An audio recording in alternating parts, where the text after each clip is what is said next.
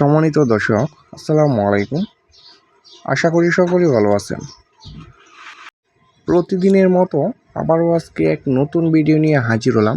আজকের ভিডিওতে সম্পূর্ণ A to Z মাগুর মাছ সম্পর্কে বিস্তারিত আলোচনা করে থাকব। না টেনে পুরো ভিডিওটি লক্ষ্য করে দেখতে থাকেন। ভিউয়ার্স, যারা আমার চ্যানেলে নতুন এবং দূর দূরান্ত থেকে আমার ভিডিওটি লক্ষ্য করে দেখতেছেন, তাদেরকে জানাই আন্তরিকভাবে শুভেচ্ছা ও অভিনন্দন। সম্মানিত দর্শক, এই মুহূর্তে আমার ভিডিও স্ক্রিনে যে মাছগুলো লক্ষ্য করে দেখতে পাচ্ছেন, এটি হচ্ছে 3 ইঞ্চি সাইজের অরিজিনাল চকলেট কালার হাইব্রিড মাগুর মাছের পোনা। ভিউয়ার্স, আপনারা প্রথমেই বলে থাকি, আপনারা যেখান থেকেই পোনা সংগ্রহ করেন না কেন, আপনাদের প্রথমত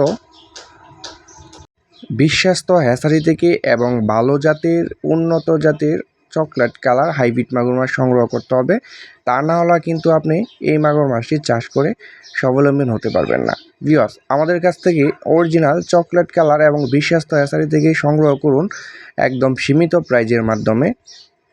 আমাদের কাছে রয়েছে ছোট বড় যে কোনো সাইজের হাইব্রিড মাগুর মাছের পোনা। সম্মানিত দর্শক, এই হাইব্রিড মাগুর মাছের প্রধান খাদ্য কী? তো আমরা বলে থাকি, আপনার পুকুরে এই হাইব্রিড মাগুর মাছটি ছাড়ার পর আপনি 7 থেকে 10 দিন আপনার বাসমান যে ফিডটা রয়েছে এই ফিডটা খাওয়াবেন। তারপর থেকে আপনার যে কোনো ময়লা আবর্জনা, মরা মুরগি লিটার, হাঁসের লিটার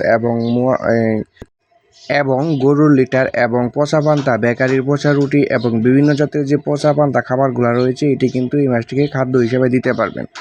সম্মানিত ভিউয়ার্স, এই মাছটি রোগবালাই খুবই কম এবং আপনার যে কোনো ময়লা আবর্জনা পুকুরে ছেড়ে কিন্তু এই মাছটি মাত্র 3 মাসে বাজারজাত করতে পারবেন এবং এককটার ওজন আনতে পারবেন 1 কেজির প্লাস। তো ভিউয়ার্স, যাদের ময়লা আবর্জনা ছোট এবং বড় খাল বিল বা পুকুর রয়েছে, তারা কিন্তু এই মাছটি খুব সহজেই চাষ করে স্বাবলম্বী হতে পারবেন।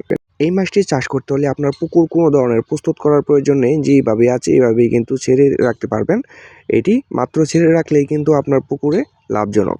তো যারা নিতে আগ্রহী তারা অবশ্যই আমাদের স্ক্রিনে দেওয়া নাম্বারে সরাসরি আমাদের সাথে যোগাযোগ করবেন।